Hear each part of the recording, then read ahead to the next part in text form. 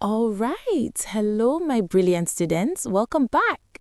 It's Rachel here, and today, oh man, we are cracking the code on a huge topic. I'm talking about gross domestic product, or as you know it, GDP. Now, this isn't just about passing your exams. This is about understanding the entire world. You can think of it like the ultimate economic clue. It tells the story of a country's health, right? Its wealth, its growth, its challenges, the whole shebang. So get ready because today we are all becoming GDP detectives.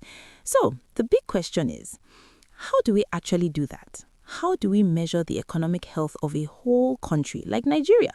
Well, if you think of Nigeria's economy as a patient, GDP is basically its heartbeat. It's that one single number that tells us, hey, is the economy strong and growing, or is it maybe slowing down and needs a checkup? But what is this number? I mean, really? And how in the world do they calculate it? Well, that's exactly what we're here to figure out. Okay, so here's our game plan for today. First, we're going to decode what GDP even means. Then we'll get into the formula, how it all put together. After that, we'll talk about inflation, which can be a tricky disguise. We'll also cover what GDP doesn't tell us, its blind spots. And then, the best part, we'll jump into some official exam practice. And finally, I'll give you some last-minute clues for success. All right, let's get right into it. Section 1. Decoding the nation's economy. You know, our investigation has to start with the most important clue of all, and that's the actual definition of GDP. Seriously, every single word is a piece of the puzzle, and when it comes to your exams, you got to know every piece. Okay, so take a look at this definition right here. Gross domestic product, the market value of all final goods and services produced within a country's borders in a specific period. Now, what two words just jump out at you? I'll give you a second. Did you get it? If you said final and within, you are spot on. You're already thinking like an economist, I'm telling you. These little details can make or break your exam answers, so we've got to get them down perfectly. So this brings us to GDP's 3 golden rules. You absolutely need to remember these. First up, market value. This just means we're looking at the price of things, the naira value, not just counting how many things were made. Simple. Second, final goods only. This is so important because it avoids what we call double counting. Think about it. We count the finished loaf of bread, right? But we don't also count the flour that the baker used to make it. That would be counting it twice. And third, within borders. This is all about location. It doesn't matter who owns the company. If a foreign company is producing something right here in Nigeria, guess what? It counts towards Nigeria's GDP. I've seen so many students get tangled up on these rules, but that's not going to be you. Not after today. Okay, so now we know the rules of the game. Let's see how economists actually put them into practice. I mean, how do they calculate this absolutely massive number? Well, it's all about following the money, and they use something called the expenditure approach. And this is it. This is the formula you have to know inside and out. Let's break it down real quick. C is for consumption. That's us, you and me, buying everything from yams to data for our phones. Easy. Next is I for investment. Now listen up, because it's a huge exam tip. This isn't about stocks and bonds. In GDP world, investment means businesses buying physical things like machines, tools, and new factories. Then there's G for government spending on stuff like roads, schools, and hospitals. And finally, that little part in parentheses, X minus M, is just net exports. It's everything we sell to other countries minus everything we buy from them. All right, team, this is where our detective work gets a little more advanced. You see, sometimes GDP can be a master of disguise. It can fool us into thinking the economy is growing like crazy, when really it's just a trick being played by rising prices. And do you know what that's called? Inflation. Just think of it like this. Nominal GDP is like a photo with a flattering filter on it. It looks good, but it might not be the real picture. It uses today's prices, so it includes all that inflation. But real GDP, that's the raw, unfiltered photo. It takes away the effect of rising prices by using a constant set of prices from a past base year. It shows you what really happened to the amount of stuff we produced. So, for your exams, if they ask about true economic growth, your answer is always real GDP. So, GDP is obviously this super powerful tool for understanding the economy, but does it tell the whole picture? I mean, does a really high GDP automatically mean everyone in the country is happy and doing well? Well, the answer, as we are about to see, is a little more complicated than that. And this slide really highlights those blind spots.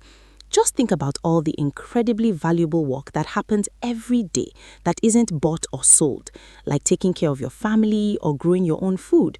None of that gets counted. And what about Nigeria's huge, vibrant, informal sector? All those street vendors and artisans. So much of that economic activity flies under the radar. GDP also doesn't subtract the costs of things like pollution, and it tells us nothing about how the country's wealth is shared. Is one person getting all the money, or is it spread out? GDP can't tell us. It's a great tool, but it's definitely not a perfect one. All right, detectives, pencils up. It is time to put all of these new skills to the test. We have gathered the clues, we've learned the techniques, and now we're going to solve real cases pulled directly from past WAEC, JAMB, and NECO exams. Let's do this. Okay, our first case is from WAEC 2018.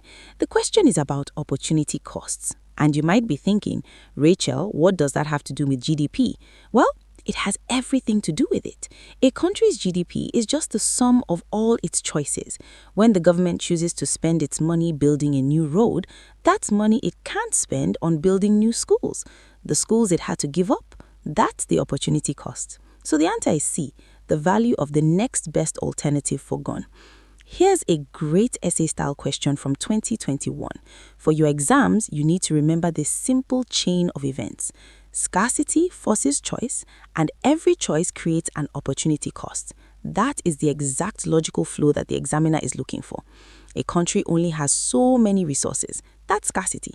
Because of that, it has to choose what to produce, and the value of whatever it decided not to produce is the opportunity cost. It really is that simple. A classic from 2017. Think of the Production Possibilities Frontier, or PPF, as like the maximum possible speed for an economy. That curved line represents the country's maximum potential GDP. If you're on the line, the economy is running at 100%. But if you're at a point inside the line, it means you're not using all your resources. It's a clear sign of inefficiency or unemployment. The country could be producing more than it is. Let's switch over to JAMB 2019. This question is a classic test of micro versus macro. Here's an easy way to remember this forever.